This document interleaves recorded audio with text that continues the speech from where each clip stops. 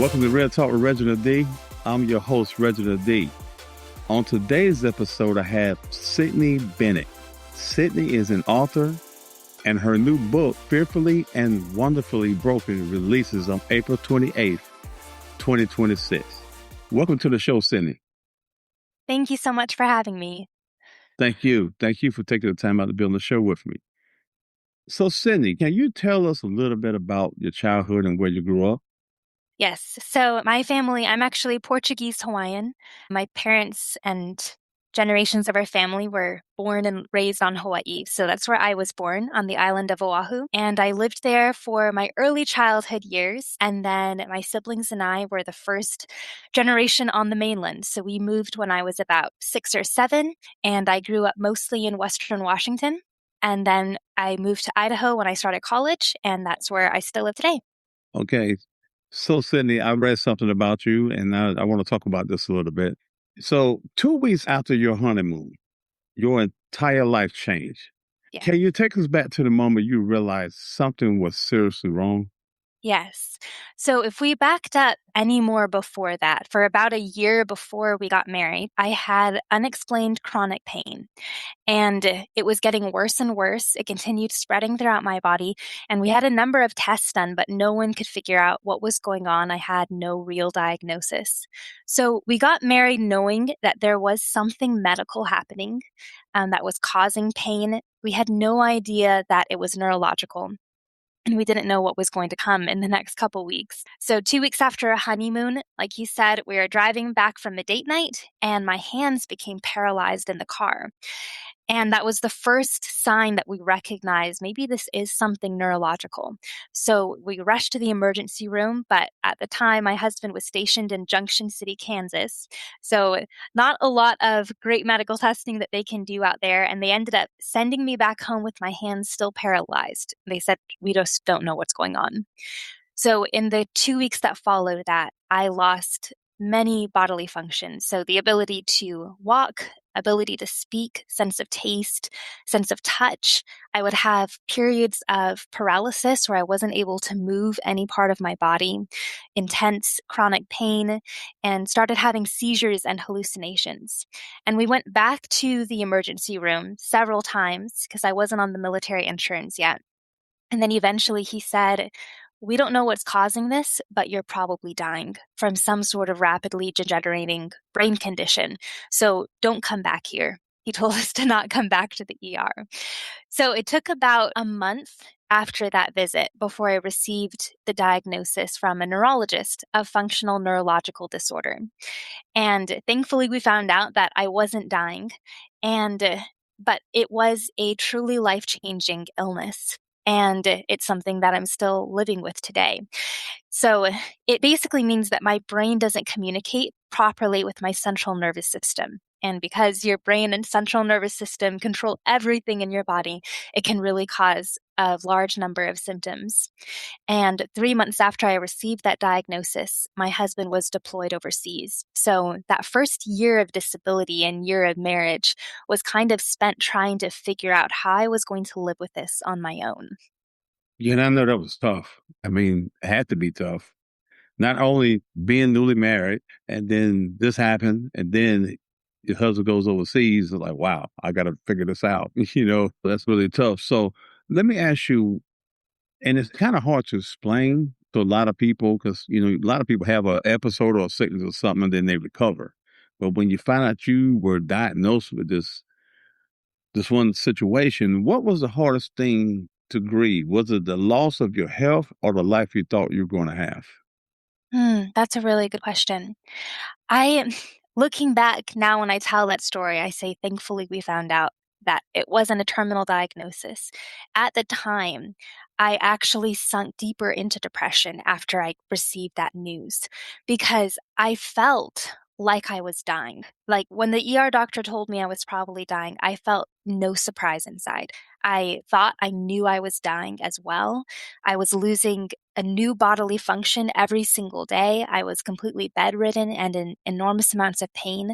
And so when he told me that, we were thinking, we just need to know why this is happening. So when I received the diagnosis of functional neurological disorder, there's not much research on it. And the neurologist who explained it to me made it sound like it was actually psychological instead of neurologically based. And he said, the only treatment I can offer you is to send you to a psychiatrist. And he canceled all of my neurological appointments, all of my brain scans, every physical therapy test that I had coming up. And he said, here's a referral to a psychiatrist. And after he did that, I could not get in to see any other doctor who understood my illness or understood my diagnosis. So the way the neurologist explained it was completely wrong based on very outdated medical information. But it also made me feel like this is my fault. Like this is somehow in my head. I have some sort of fake disease that I'm causing, but my life is completely altered. I still feel like I'm dying. And I might actually live a really long time feeling this way. So I struggled a lot with that initial diagnosis and with feeling like, um, yeah, there was a lot of grief for the life that I thought I was going to be given. We just got married. I was looking into a future that I had imagined with my new husband, and we wanted to have kids and raise a family together, and we wanted to go on adventures and travel and all of these things. And I thought, I'm just going to be a burden in our marriage, and it's barely started. And I was a very active, independent, ambitious, outdoorsy kind of person. And I still felt that way inside, but I now had a body that could no longer keep up with where my heart was. And that was really hard too. So there was a physical loss for sure that I was grieving, but it was also needing to become a kind of person that I didn't think I actually was, where my body was forcing me into this position of isolation and dependency and a very restricted, restrained lifestyle when I was the kind of person that loved being independent and pushing past those limitations. Yeah, so you kind of described it like living in a body that feels like it's unraveling.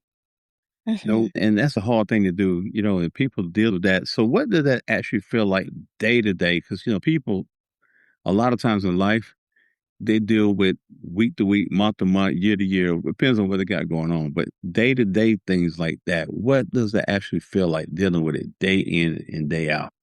Yeah, it's interesting with FND and other neurological conditions, but I think this one in particular, people I've talked to, it almost at the beginning, I described it as it feels like I'm waking up in the body of someone with a new disability every single day because the symptoms fluctuated quite rapidly. So I could have very good days where I would be able to walk and speak, and then I could have a seizure and wake up from the seizure and have no bodily function left, not be able to move my limbs, not be able to get words out of my mouth, not be able to see properly. And waking up never knowing what I was going to be able to do or what I had lost during the night. It was really hard because there was no stability.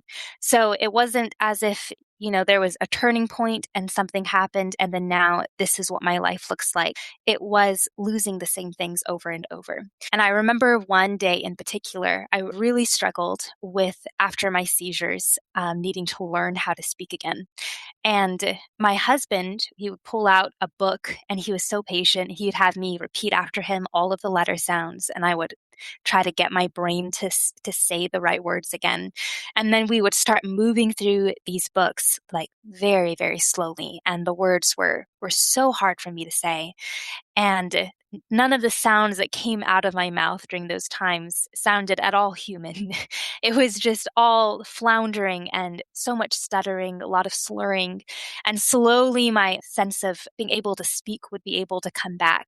I think the longest time that it lasted was about 3 days of being unable to speak. And I remember this one time in particular, poring over this book, and then I had another seizure and lost it all over again. And as soon as I woke up, he pulls the book back out and is like, all right, let's start over. And I looked at him like he was insane. He's like, there's no way I'm doing this all over again right now. And what he told me is that when you're losing the same things over and over, and then you sink into that discouragement and you feel like this just isn't worth it anymore.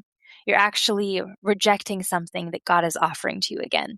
So he helped me to see it not as losing the same things over and over, but as regaining the same gifts again and again. And now I so much more appreciate the ability to speak and read out loud, the ability to move my hands and my limbs, because I have those fluctuating symptoms and I'm much better at managing those things when they happen. But I rejoice in the ability to use my body right now because I know what a gift that is. Yeah, exactly. Your husband is the God sent man in your Oh, life, yes, telling you. he is. Yeah, He is. he is a God sent man. I mean, he hit it right on the head when he said what he said. So he brought you books and had you reading books again and all this kind of stuff. Now you have a new book. Uh, Yes. so tell us about your new book, Fearfully and Wonderfully Broken, and why you decided to write it, Sydney. When I first got sick, before we even had the diagnosis, there were a lot of nights that I was in so much pain I couldn't sleep. So I would kind of hobble or crawl out to the living room and I would write because I didn't know what else to do. It was just a way to process what was happening to me. And while my husband was deployed, there were some weeks where I couldn't get out of bed. I didn't hear another human voice for days or a week at a time. And I would continue writing during those really hard moments. And I thought, no one else is going to ever be allowed to see these things that I'm writing, these pages, because they were so vulnerable and so broken. And there was a part of me that felt Christians don't think these things. Like, we're not allowed to think this way about ourselves, about the life that God has given us, about God. And I thought that there was no way if other believers could see my brokenness that they would ever look at me the same way. And it was through eventually connecting with mature Christians who had also been through suffering, and then seeing the suffering that's woven through the Bible, that I realized God actually, He not only understands our brokenness, but He's actually given us language that is profound and raw in the Bible to describe our brokenness. So the things that we think, oh, I'm afraid to say that out loud, God actually says it for us. And in the Bible, it says things like, my bed is swimming with tears, and I forget what happiness feels like. Things that are really raw and heavy that if we said out loud at church today, we might think, oh, wait, wow, I can't believe that just came out of my mouth. And God actually gives that language to us in the Bible. And as I continued writing over the years, I realized that God was really shaping my understanding of what Christian suffering looks like and what God gives to us within our suffering, especially long-term suffering, suffering that doesn't have, a recovery date or an end date in this life. I might be in this disability, in this disabled body forever, or not forever, but for the rest of my life. And what do you do when you can't give someone a progress report? That can feel very isolating in itself. And so I wanted to take some of those early writings, but now from the perspective of understanding a little bit more of what God does through Christian suffering. And I wanted to help give other people the language that I needed back then in that first, the really, really painful season where I thought I was the only one feeling this way. I know that all of us experience suffering at some point in this life. And if you haven't, then you will. And it's coming. There's no way that you can get through this life and through the suffering of this life without knowing who Jesus is in that, because it will crush you without the Lord. And understanding that there is language for it in the Bible, and then what does God's faithfulness look like when you're going through suffering that doesn't feel like it's going to end? How do we actually get hope in a suffering like that? That's what I wanted to talk about in the book, and what I wanted to encourage other Christians to see from someone who's still walking that road herself. Yes, because I know a lot of people, even people that's Christians, they have life situations that happen and they started questioning God. Why me? Or why am I going through this? And you're supposed to be this for me and that. But I think what I heard from you is one thing about it. When you come to God in a humble and a vulnerable state and show him your heart, Hmm. this is where I am. This is what I feel. I don't understand it all, Hmm. but I'm trusting you to help me get through, you know. Yes. So, Yeah, take those feelings and tell them to God instead of trying to hide them from Him. right, exactly. So your relationship with God had to be strong. How did you feel when you put in your mind saying one day, hey, you know, I'm praying for healing, but it hasn't been answered yet. hmm Yeah, my relationship with God did not feel strong at the time at all. And I felt very distant from God. I thought maybe God was punishing me. It was hard to even make myself want to pray or read the Bible or anything because I just felt all I felt was my suffering. I didn't feel any goodness in it or any presence from the Lord in it. And the turning point for me, and I say turning point tentatively because I don't think that there's usually a turning point where we step over this line and we feel this closeness with God and then we never go back again. There's constantly ups and downs in our Christian walk. And sometimes in our Christian walk, it's relearning the same lessons over and over again, just like I was needing to do in my physical disability. But it was understanding that those broken thoughts, God was big enough for them. And I kept trying to think I needed to solve them myself and feel the desire to pray before I actually prayed. But it's actually in the act of faithfulness and coming to God when those feelings are not there that God uses to help create those feelings, create that tenderness toward Him. And so my first prayers to God were a lot of, God, I do not feel like praying to you anymore. And I feel far away from you. I feel broken. I don't feel your presence. I don't understand what you're doing. I don't know how you can bring any good out of what I'm going through. Just extremely raw and honest. And the things that you think I can't say to another person, much less to God. And God heard those prayers. And they were things that I prayed over and over again. I kept going back to this one quote that I read from a lovely lady, Vanitha Joy Risner, who also has an extreme disability, extreme chronic pain, a lot of suffering in her life. And she said, pray to God even when it feels like you're talking to a wall, and read the Bible even when it feels like you're eating cardboard. Because there's seasons of your life where it's going to feel like that. And it's not the feelings that get you close to God. It's the act of obedient faithfulness, even when there are zero feelings there, where God will eventually meet you in the faithfulness of your obedience. And you'll realize that He was actually doing something in all the prayers that you thought were unanswered. Yes, that's great. And I like the fact that you roll with it with God. Mm-hmm. And people think you have to have this thing down pat, how to say it, how to, start your conversation with God and things like that. And God in the Bible says He calls us friend. So you talk to Him as a friend, even though He's our God. Because there's been many times in my life, Cindy, where I was going through things and I was like, God, hey man, what we doing? So man, what are we doing today? So where you at? You know what I'm saying? Mm-hmm. So I think that was the best way for me to get clarity from Him by Mm-hmm. being honest from within myself. So now you've been through all the things that you've been through in life, Sydney, and what does a meaningful life look like now compared to what you imagined before? That's such a good question. I think I still oftentimes struggle with grief for the life that I thought I was going to have. But if I knew back then, if you had told me the kind of life I'd be living even today, 5 years later, I would not have believed you. I have two beautiful daughters, 2-year-old and a 6-month-old, and I parent them from my wheelchair, and it's been wonderful experiencing motherhood that I never thought I would experience.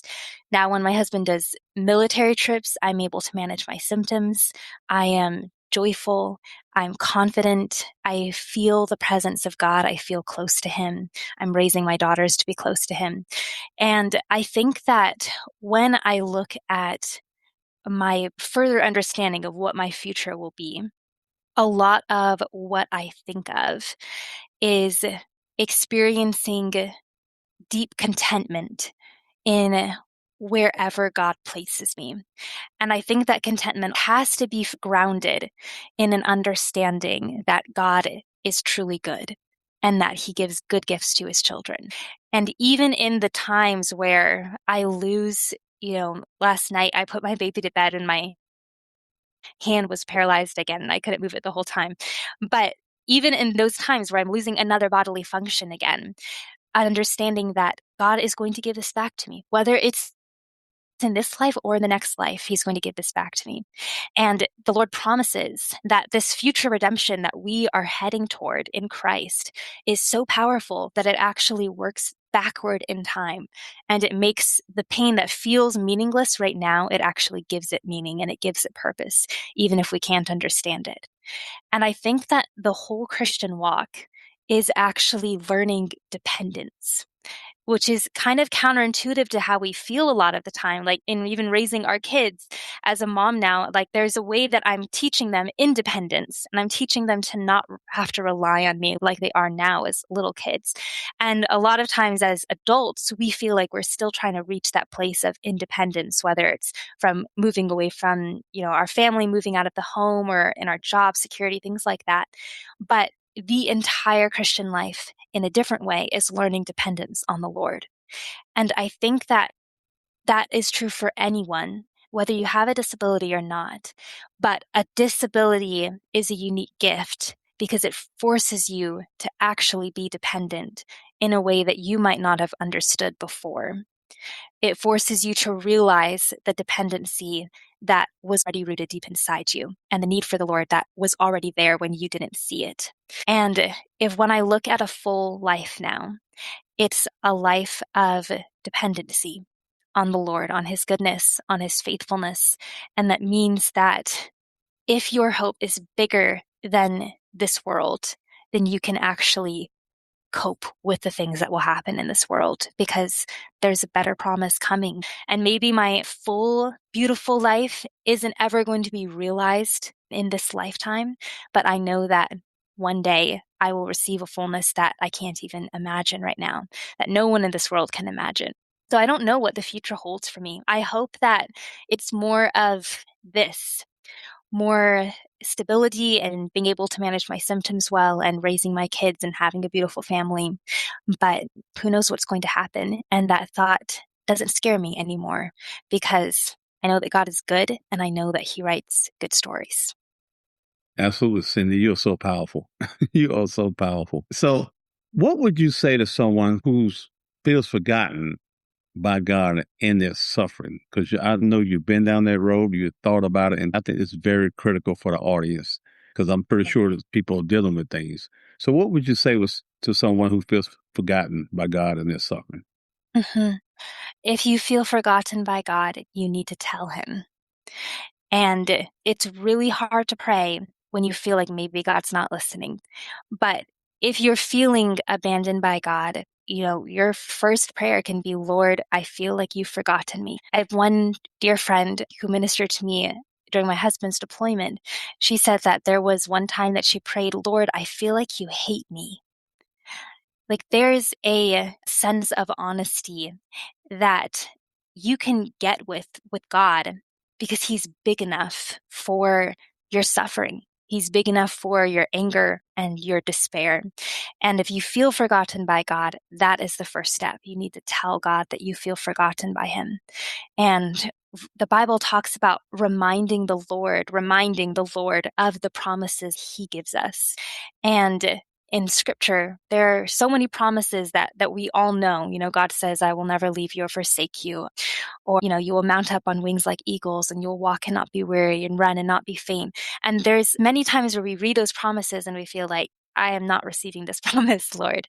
So in your prayer, Lord, I feel like you've forgotten me. Remind God of his promises to you. That's one of the best ways that we actually refresh our own souls. God uses those promises and tells us to remind him of them. Not because he's forgotten, but because we often feel like there's a gap between what God promises us and what we've been given. And by saying that out loud to the Lord, he often helps us to close that gap a little bit, even if it doesn't feel like it in the moment. And then also telling someone else who loves the Lord, who trusts in the Lord. A lot of people ask me, like, where do I find a person that I can tell this to? And if you're part of a church, I would say go to the elders of your church. That's what I did. That's how I connected with my mentors. And I remember one elder, if they aren't able to like walk you through what you are experiencing, because they have probably heard what you're saying countless times. So you know that you're not the only one thinking that. But my elder, he said, we can meet right now. I'm going to give you what I'm able to, but I've never walked through physical suffering like this. But I know someone who has.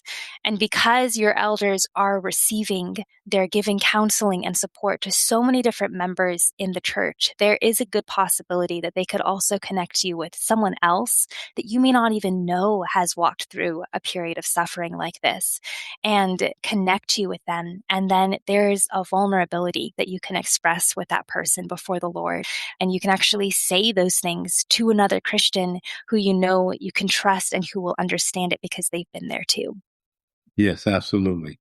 Well put. So I have what I call quick fire questions. Okay. No pressure, no right or wrong answer, right? Right. So, what's one thing suffering taught you that comfort never could? What strength actually looks like. Because, like I said before, I loved my own strength, my physical strength, my mental strength. I thought I was a very strong person, and disability robbed me of that. And understanding that it was only in my weakness that I could actually experience the strength of the Lord. Paul says, I boast in my weakness because in my weakness, Christ is strong. That has taught me what strength is. Now I feel like I also rejoice in my weakness because that's how I've received the strength of Christ. Yes. So, next question. Do you think faith is stronger when it has no answers? Hmm. Um, yes. Well, it depends what you mean by no answers. I know that's not a quick reply. What do you mean by no answers? So, I'm thinking that, when you pray to God and you don't hear from Him when you Okay. want to, do you think your faith is stronger then, or I is it stronger after the fact? I think it'll be stronger. Well, faith is looking to the Lord. So if you're feeling that brokenness and your first thought in that is actually looking to the Lord, then that does show a lot of faithfulness. But it probably won't feel like a lot of faithfulness. It won't feel stronger till after the fact. Yes. So, what's the truth about pain that people go through and the truth about pain that most people avoid? That most people avoid, Yes.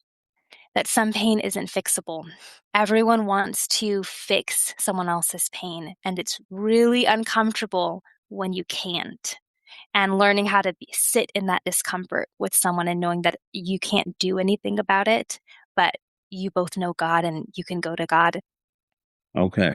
And have you found God more in healing or in struggle? in struggle. That's so hard for me to say, but yeah, in struggle. Yes, absolutely. Because I'll tell you, man, I've been through some things, but I think the struggle really was the thing that brought me closer or made me understand more. Hmm. When you're in the struggle, because when you're in the struggle, a lot of times it is what it is, and you got to depend on Him, and you got to be still, you got to be quiet, and then you have to just go through it. And that's the biggest thing. And you can't Hmm. go through it alone. You got to have Him. You got to have Yeah, Him with you. yeah, absolutely. It's the struggle. Yes. So, lastly, Sydney, how can my listeners follow you or purchase your book or anything you Yes. got going on? So I'm on Instagram and YouTube. My handle is the.angirl. And then my book is called Fearfully and Wonderfully Broken. It's available on Amazon through the link on my Instagram page. You could just look it up. It has a website as well. So you can find me in all of those places. And I'd love to meet you if you wanted to message me. Okay. There you have it, Sydney Bennett. Cindy, I'm telling you, you are a remarkable, strong woman. I mean, you Thank you. have a purpose for your life. Out of this whole conversation, that's what God kept telling me, purpose. Thank you. And Thank you. He's going It's to, all the Lord. Yeah. He's going to walk with you. He's going to do some remarkable things within you, you Mhm. know, and I don't think the suffering is going to be that long. Trust me. He's going to just stay faithful to what you're doing and what He's called you to do. And then I'm telling you, He honors you and He's proud of you. Thank you. All right. So there you have it, Sydney Bennett. Thanks for listening to Real Talk with Reginald D. If you enjoyed listening to Real Talk with Reginald D, please rate and review on Apple Podcasts. See you next time.